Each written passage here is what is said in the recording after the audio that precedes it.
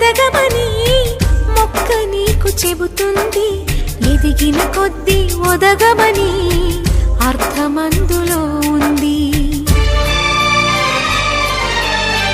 అపజయాలు కలిగిన చోటే గెలుపు పిలుపు వినిపిస్తుంది. ఆకులన్నీ రాలిన చోటే కొత్త చిగురు కనిపిస్తుంది. మౌనంగానే ఎదగమని మొక్క నీకు చెబుతుంది. ఎదిగిన కొద్దీ ఒదగమని అర్థమందులో ఉంది. అపజయాలు కలిగిన చోటే గెలుపు పిలుపు వినిపిస్తుంది. ఆకులన్నీ రాలిన చోటే కొత్త చిగురు కనిపిస్తుంది.